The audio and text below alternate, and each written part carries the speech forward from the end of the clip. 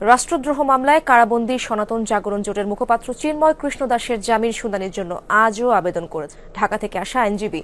তবে আগের দিনের মতো আজও ওকালতনামা দিতে না পারায় কোনো আদেশ দেননি আদালত। পরিস্থিতি নিয়ে পরস্পর বিরোধী অভিযোগ করেন দুপক্ষের আইনজীবীরা। আদালত চত্বরে জোরদার করা হয় নিরাপত্তা।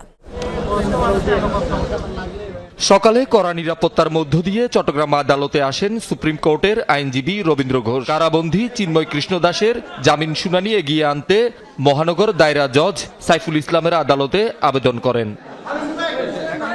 আদালত আবেদন গ্রহণ করলেও নিয়মানুযায়ী শুনানির জন্য চট্টগ্রাম আদালতের একজন আইনজীবীর ওকালতনামা আনার নির্দেশ দেয়। কয়েক ঘন্টা অপেক্ষার পরও ওকালতনামা আনতে না পারায় আবেদনটি ধার্য দিনের জন্য রেকর্ডভুক্তির আদেশ দেন। আরেকটা লয়ার না থাকার কারণে এইবারে উনি এটা পেন্ডিং রেখে দিয়েছেন। সহায়তা আজকে পাওয়া উচিত ছিল। আপনাদের পরবর্তী স্টেপ কি হবে? আমরা এটা যদি রিজেক্ট হয় আমরা হাইকোর্টে যাব।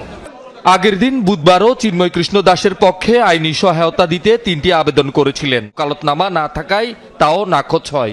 আদালতে বাধার মুখে পড়েন বলেও অভিযোগ করেন সুপ্রিম কোর্টের এই আইনজীবী। আমাদের যে অভিযোগ ছিল সেটা হলো আমার ফিজিক্যালি নয়, ভার্বালি অ্যাসল্ট করা হয়েছে। আপনি বুঝতে পেরেছেন তো? ভার্বালি অ্যাসল্ট করা হয়েছে, এটা আমি বলেছি, আমার ফিজিক্যালি করা হয়নি। অভিযোগ অস্বীকার করে চট্টগ্রামের আইনজীবী নেতারা বলছেন, ন্যায় বিচারের স্বার্থে আদালত ওই আইনজীবীকে যথেষ্ট সময় সুযোগ দিলেও তিনি ওকালতনামা দিতে ব্যর্থ হয়েছেন। পরপর 3বার বিজ্ঞ আদালত ওনার দরখাস্ত শুনানির জন্য আদালতে এসেছেন। আমি মনে করি উনি সুযোগটা নিতে পারেন নাই। উনি সুযোগটা নিতে পারলে ওনার সুবিধা হবে। আদালত ওনার পক্ষে ছিলেন। আদালত চাইছে যে ওনার একটা সুযোগ দেওয়ার জন্য। জাতীয় পতাকা অবমাননার অভিযোগে গত 31 অক্টোবর চিন্ময় কৃষ্ণ দাসের বিরুদ্ধে রাষ্ট্রদ্রোহ মামলা হয়। 25 নভেম্বর ঢাকা থেকে গ্রেপ্তার হন তিনি।